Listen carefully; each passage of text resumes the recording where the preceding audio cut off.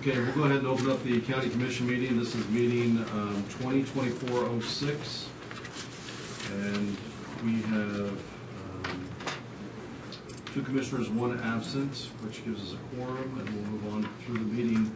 First up is a prayer, followed by a pledge of allegiance.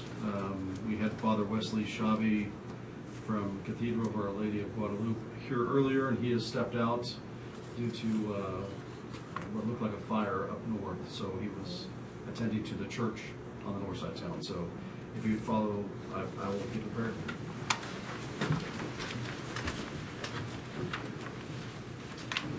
Father, I want to thank you so much for this beautiful day and the weather that you've given us, and thank you for just us to come together and to peacefully present county work before you. Father, I ask you to give us wisdom and guidance over the day, and that you continue to work through everybody in the room and help them to share their thoughts with clear vision about what they're after. And Father, give us discernment and direction over what we're about to do. And thank you so much for the beautiful land that we live in this county, and with all the abundance we've been able to create here. Thank you so much in all your name. In Jesus' name, amen. Amen. Pledge allegiance to the flag of the United States of America and to the republic for which it stands, one nation, under God, with liberty and justice for all.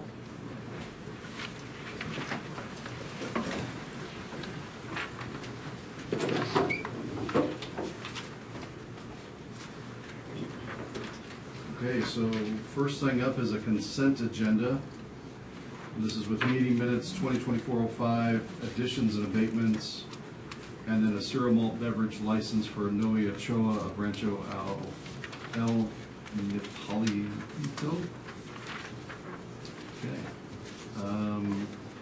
And we probably need to hear from somebody on the additions and abatements. Carolyn, I think I saw her. Yep, there.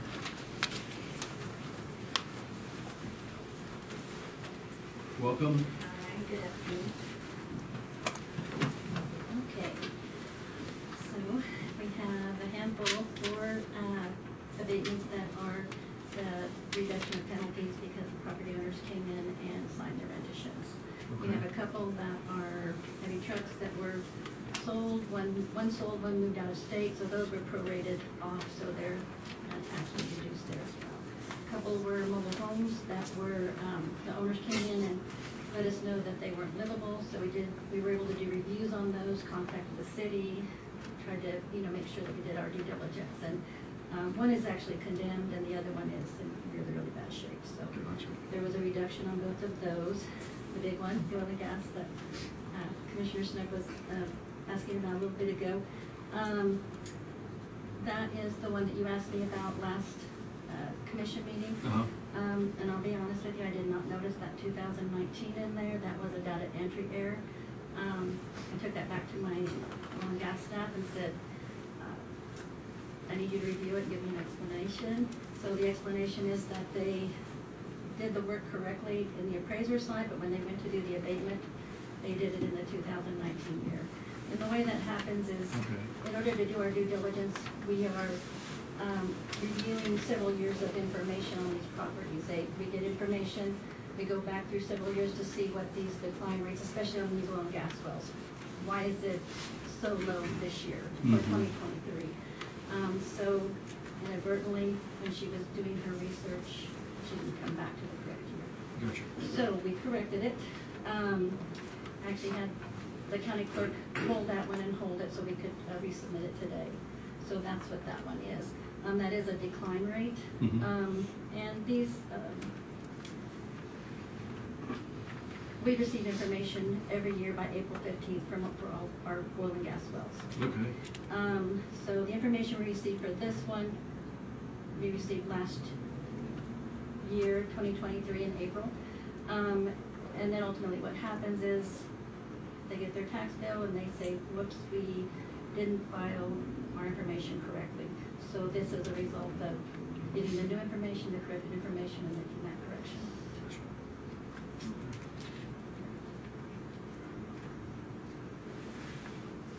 All right.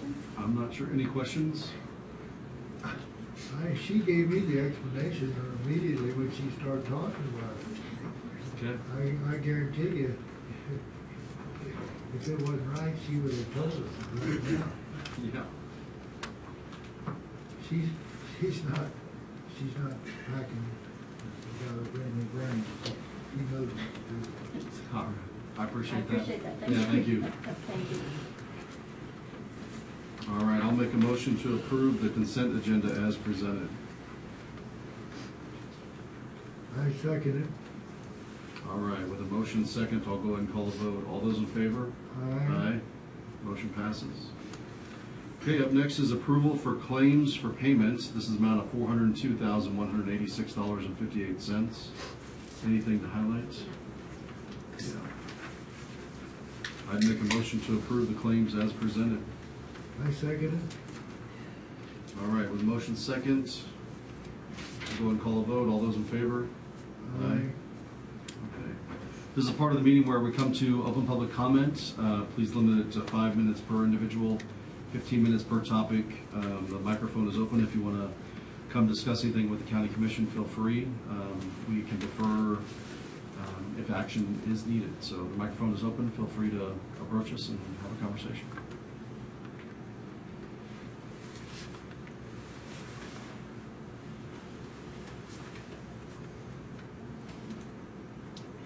Don't nobody get hurt when you run it up for that much. All right. No open public comment. We'll move on to unfinished business. It's always hard to see around the pillar. First up is Kirk and Michael and Associates Engineering Service Agreement. We tabled this from the 2024-04 meeting. John, welcome back. Good afternoon, Commissioners.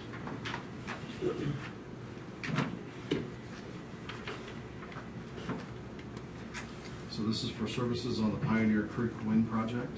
Yeah, that's correct. Since it was tabled from the last meeting, it was placed on the agenda again, just to see if there was any further discussion at this time. It's not an urgent item necessarily. Right. To see if there's any, I think the county was gonna maybe run it to NextEra, get their feedback Yeah. as far as the cost and the scope, and Yeah.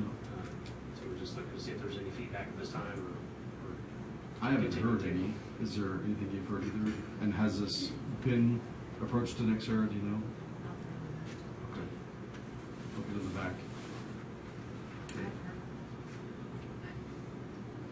Well, I'm not sure if we need to table it again, just to make sure we get that answer question. That question answered. Answer question. Chicken or the egg? Chicken or the egg? Sounds like it's probably appropriate. You know. I'd go ahead and make a motion that we table this for the next meeting and figure out that answer for it. I second it. All right, so a motion second to table. I'll go ahead and call a vote. All those in favor? Aye. Aye. Well, we're on to the county administrator's report. I'm feeling you're up first. First item of business is Ford County Engineer Report. John will report on the projects. Okay, give a quick rundown of county engineer duties and occurrences since the last month when I was here. Got some projects wrapped up, so there's not quite as much to report upon. We'll report on the KDOT projects real quick and brief. We are coming out of the winter period, so things should start accelerating here in the near future, probably certainly into April. So Highway 50, west of Dodge City, just not a whole lot going on out there right now. With the cold weather, feels like it's good behind us. They should start getting going again on their asphalt production. I think they've just mainly been doing a little bit of dirt work and some box culvert extensions there in Green County primarily. So again, here in the coming weeks, we should expect to see more activity out there. On the roadway improvements, 112 and Outlaw, I don't think there's really anything that's happened on 112 and Outlaw in several months. Most recently, the dirt contractor has been working on the roundabouts there at the 56283 junction. With the roundabouts, it's somewhat constructed at almost like a city street. There's going to be some curb and guttering for drainage purposes. So there's some drainage inlets and storm sewer pipe. So that's underground storm sewer pipe. They've been installing those infrastructure items here in the month of March. And again, I believe from an update meeting with the contractor last week that towards the end of the month, they intend to start bringing in more crews, start finishing up some of that dirt work for the road base, and then start installing some fly ash treatments on the dirts in preparation for paving here in the spring months. And so by the contractor's schedule, that project is supposed to wrap up by early summer. I think we all are looking forward to that day. Off-System Bridge 97 is next on my list. This was a project that had been approved for reimbursement funding through the KDOT Local Bridge Improvement Program. I assisted Ford County in developing the reimbursement request and getting all the backup data, invoices, and checks from the county sent to KDOT to prove the payments were made. And I believe I was informed that the county did get their $150,000 reimbursement here in the last week or two. So that project's going to drop off my list. It is 100% complete. As far as active projects, then we're going down to Jewel Road reclamation. We've been talking about for a while. The asphalt had prematurely cracked after the paving. Commissioner Tassett had noted last time I was here that it appeared that the cracks had opened up a little bit. I did drive that road on the way out of town that evening, measured some of the cracks, and yes, they are, some of them opened up, close to 1/8 of an inch in width. So I did notify APAC that they really need to be sealed, the cracks, some of those wider cracks need to be sealed prior to application of the chip seal. So they were going to get with their organization internally and schedule that work along with the chip sealing. So I will follow up with them here. I think their crews are kind of like all asphalt guys are pretty well shut down still, but they should be coming back here as weather starts to warm up. So we'll check back with them here in the near future to see what their intentions are getting that done. The passing lane projects in Ford County. You've been out that way, east of Spearville to the Hopefully area. There is some box extensions occurring, and we anticipate some dirt work getting started here in the next 30 to 60 days, with full construction completed by later this year, probably late summer. You notice that going by Bellefonte, I know you drive it just like I do. I mean, it's amazing that the big semis are starting to take the shoulder.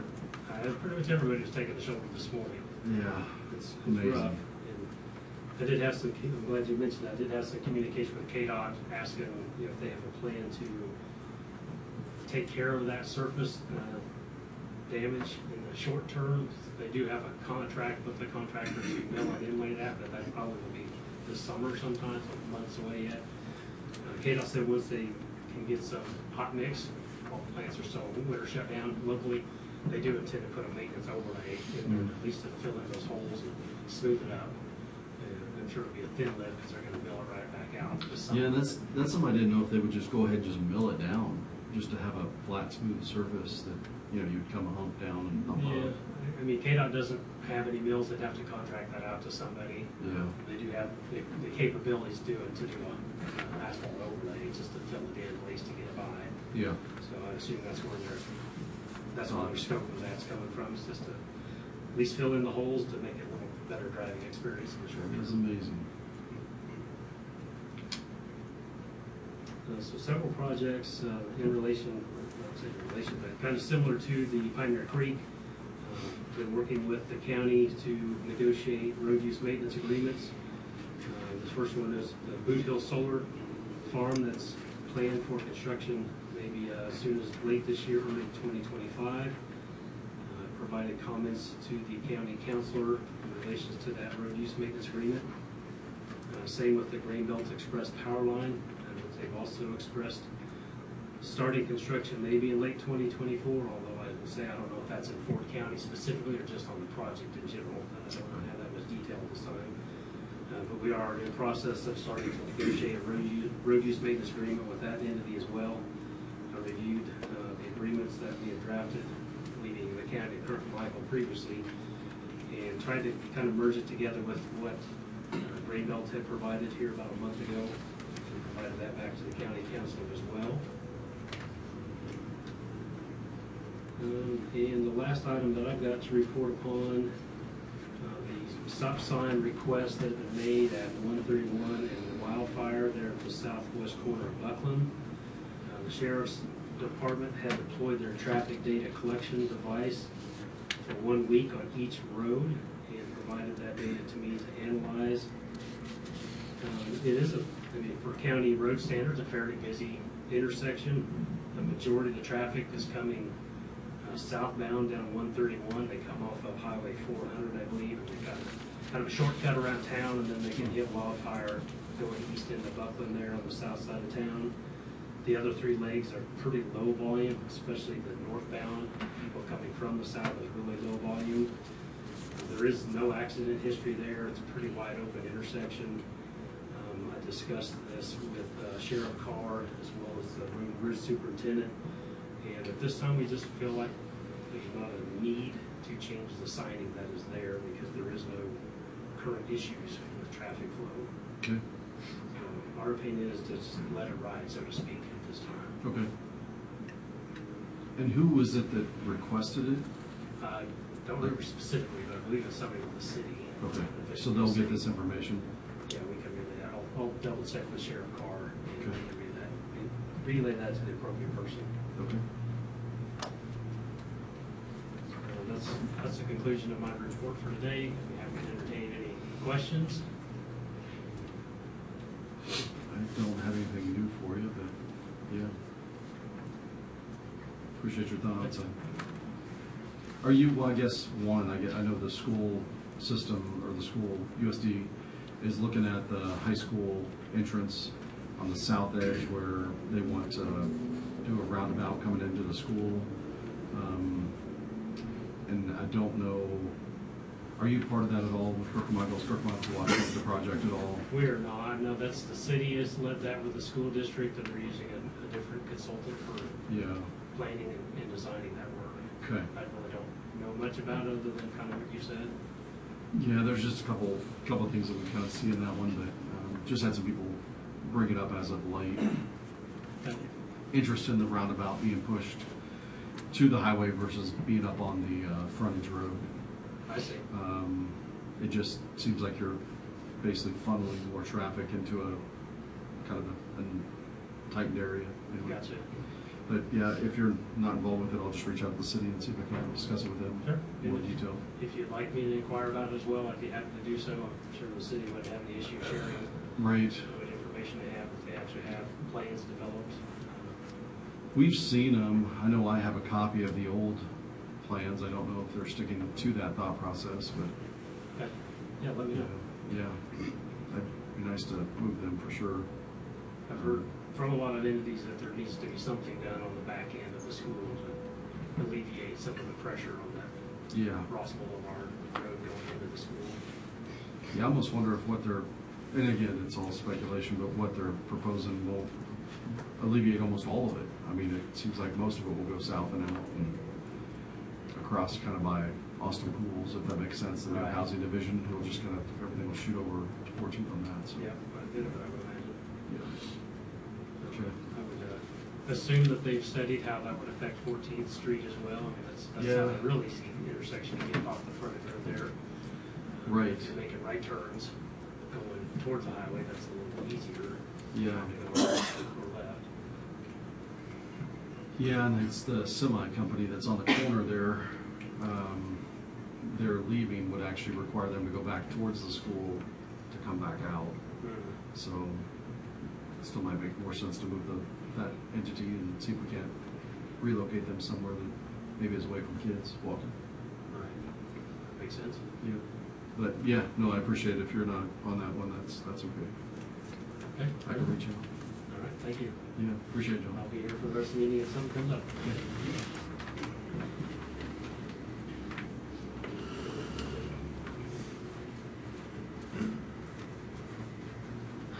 Chairman, the next one is actually for the fire chief. Obviously, he's not here at the moment, but pertaining to a request for a burn ban for Ford County.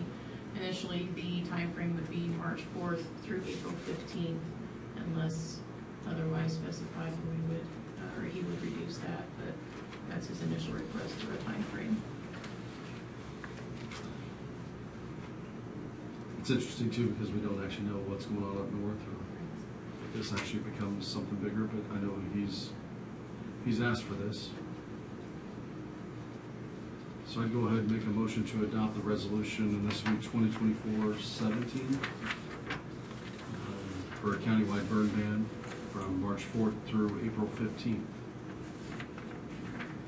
I wonder if we should be talking to somebody that knows about the burns around, like if we've got a whole crew out there, you know, and we got the dummies up here now talking about, well, we should have a burn ban, or we shouldn't have a burn ban, and all that. Well, I think this is him requesting it. This is Huh? This is the fire chief requesting us to do it, Okay. which is why I'd make that If he, motion. if he requests it, I'm in. He did. So is that a second? Yes, I second. Second, all right. So with the motion and second, just for further discussion, it would be something coming directly from Chief Boyd to us to approve. Yeah, that being said, I'll go ahead and call a vote. All those in favor? Aye. All right, motion passes. Next two items will be Planning and Zoning Director Melissa Drake.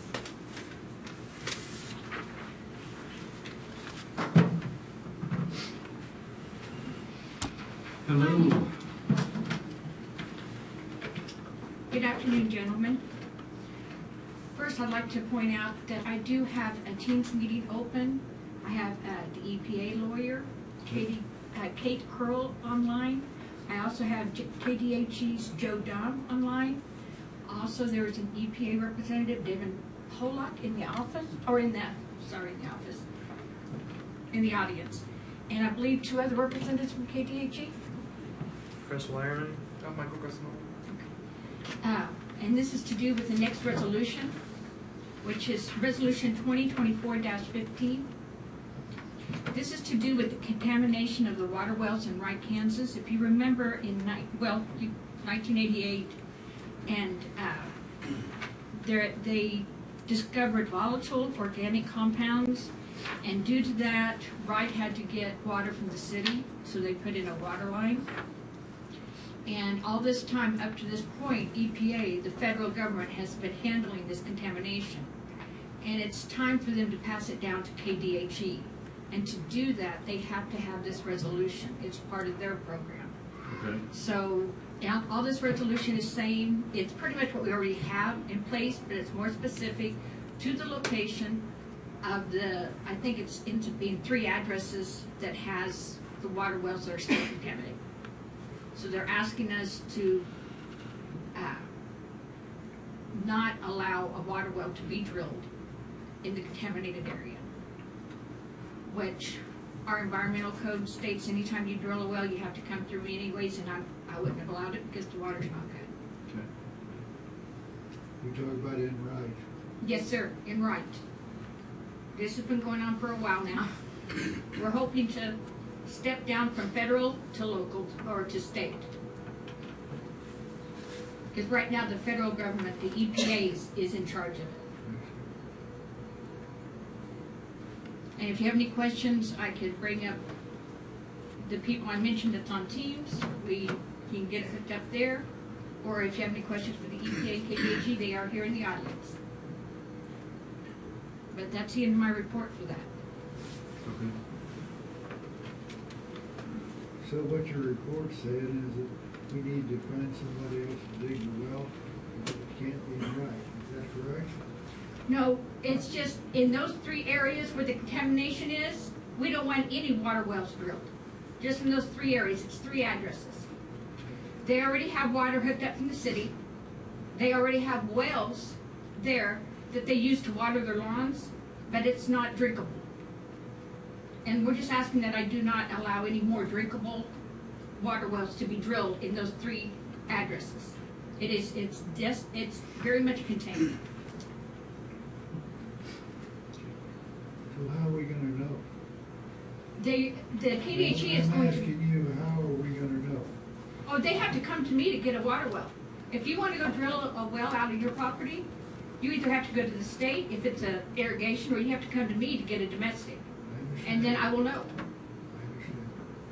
Okay, that's what I want to know. Okay, I'm sorry. I just wanted to know what was going on. Yes, sir. Did This, you ever dig a well, Chris? I have a well at my house, I didn't dig it though. It was there.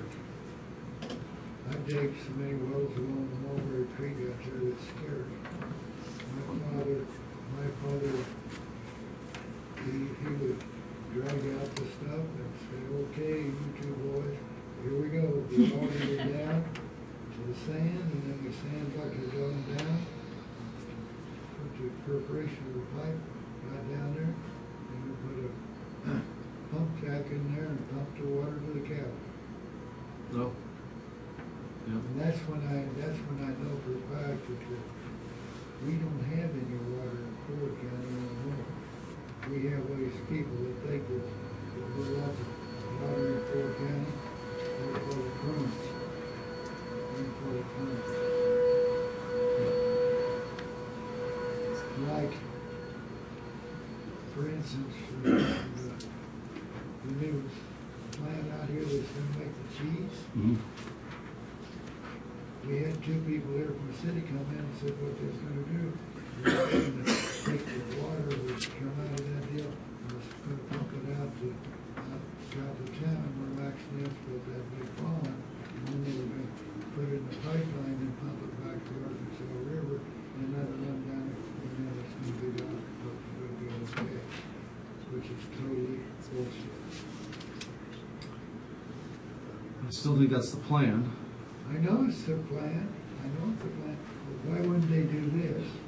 I'm smart enough to know that, you know what the first stream is that comes down there? Mulberry Creek is on, right on the highway, all they gotta do is quarter mile pump it down there, and then run down the Mulberry Creek, and it comes down to Ford, and goes into the Arkansas River. I know that for a fact. Well, I think the reason why the city's gonna put it where they're suggesting is so that they actually capitalize on the wells being filled up in the city. The ones that they utilize that'll fill up their footprint. That's why it's plugging on the other side of the city, basically drifting into the river to fill. Let's see, two ignorant people talk, and you got an ignorant answer, that'd be the way I'd do too. Okay. Well, Mr. Snook, where would you like to go with the planning and zoning and environment health resolution for the EPA on this? I wanna do what she wants to do. Okay, She's a Ford product, so I know about her. all right. So is that a motion to adopt the resolution? Yes, yeah, I'll do that. All right, I will second that. So we have a motion and a second to adopt resolution 2024-15 as presented. I appreciate everybody being here. Thank you so much for your work on this. I'll go ahead and call a vote. All those in favor?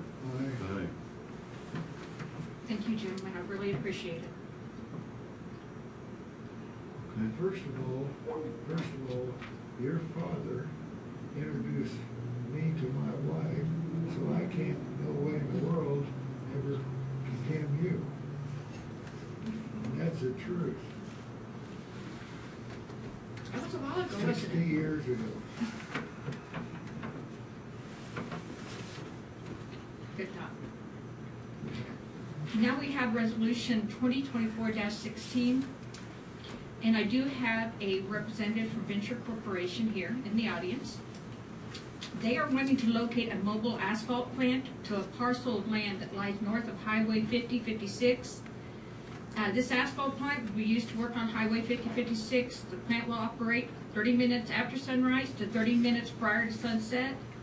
And the special event will be in effect until January 1st, 2025. I believe this is so they can repair the road between Kinsley and Spearville. And that's the end of my report for this resolution. I make a motion that we adopt that 67%. plan. Say fair or poor. second that. So this is a motion to adopt resolution 2024-16. Okay. Any further discussion on it? Hearing none, I'll call a vote. All those in favor? Aye. Thank you, gentlemen. Thank you.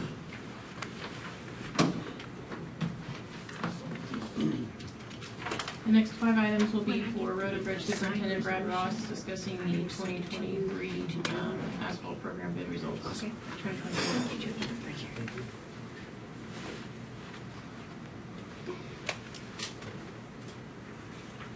Thank you, my friend.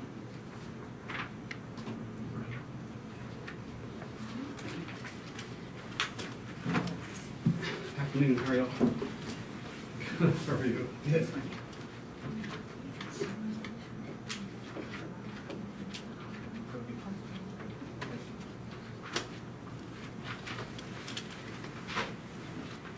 Okay, so first up is a cold mix. Yes, sir. We had one bid that came back from APAC. Out of 4. For 900 ton at $860,040.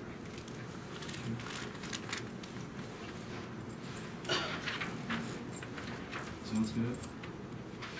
These one at a time. I make a motion, we adopt the plan, the cold mix bid of $860.40. Since that's the only bid we had, I'm sure one thing that's what we need. Do you, wow. I guess before I second it, we have a budget of 700,000 on that. We would only give one bid, but Okay, that's what I want to make sure. So, it would just be a motion to approve APAC for the price per ton for cold mix. correct. Okay. I will second that. So this is a motion second to approve APAC Kansas for the $95.56 price per ton for cold mix. And for that, I'll call a vote. All those in favor? Aye. Aye.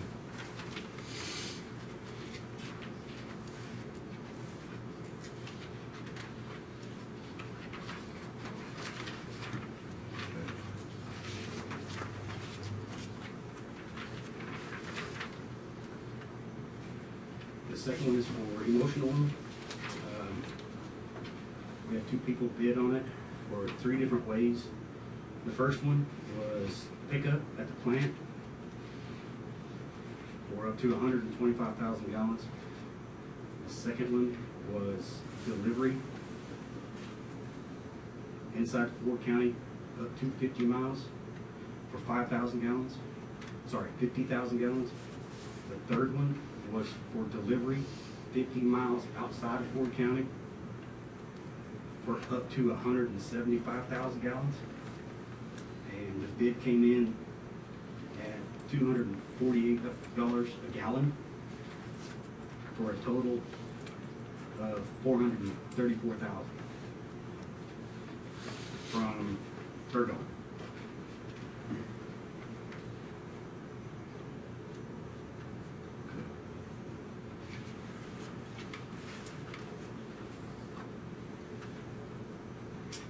Okay, so I make a motion to approve the Ergon asphalt emulsion for the emulsion oil for the asphalt as recommended. I second Motion second. Any further discussion? Hearing none, I'll call a vote. All those in favor? it. Aye. Okay. Moving on to ceiling sand. The ceiling sand, we had 3 bids come back. Cloth sand was the cheapest per ton for $8 per ton for up to 6,000 tons at 48,000.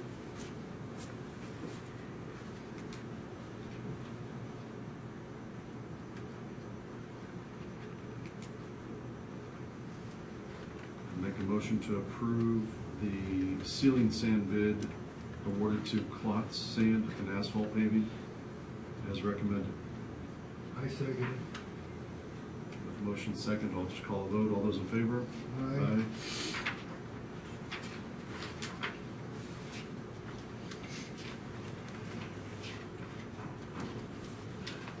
Is this striping bid? Yes, sir. We only had one bid come back for $25.37 a gallon, 2,040 gallons for a total of $51,754.80.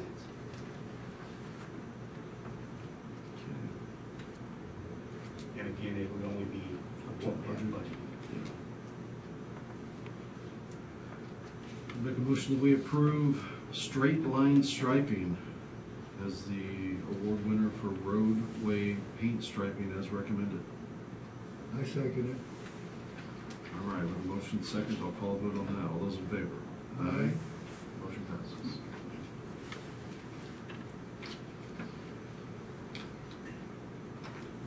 Road salt? We had two bids come back with two different methods. We could either pick it up at the salt plants or have it delivered. Hutchison Salt came back the cheapest for delivered for 300 ton at $55.50 delivered for a total of $16,650.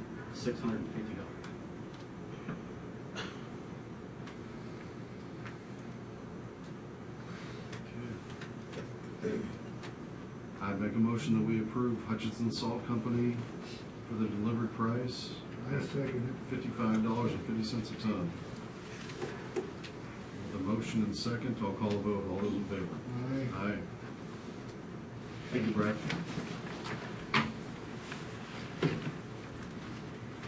Okay, the last item is dues for KNRC, the Kansas Natural Resource Coalition. Due amount is $5,000 for the membership.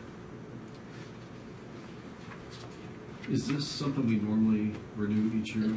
It has been, Chairman, this is for Coalition of Counties, which read monitoring areas of human environment, natural resources, land use, etc.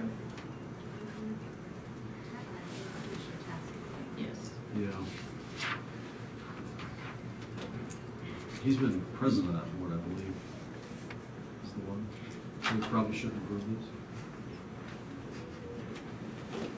He's I don't have a clue what you said.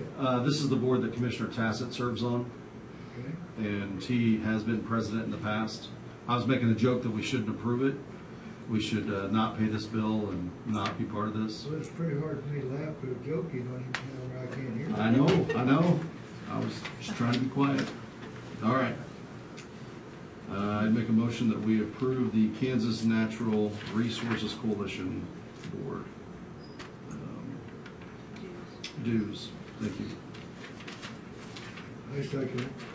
So we have a motion, second. I'll call a vote. All those in favor? Aye. Motion passes. Looks like that's all on the agenda. Upcoming meetings, Dodge City Night in Topeka will actually be tomorrow at Hotel Topeka starting at 5:30. Three Eye Show will be down at the Western State Expo March 12th through the 14th.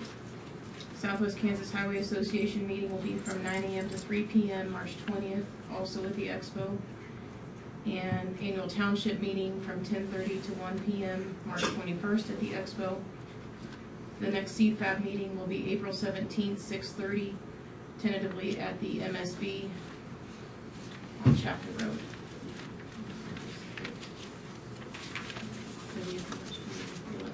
We have started in-office voting today. We will be in office voting from 9 to 4:30. March 12th and 14th, we will have evening voting until 7 p.m. March 16th, we will have Saturday voting from 10 to 2. March 18th, in-person voting ends at noon, and election day is March 19th. And then we will have the canvass March 25th.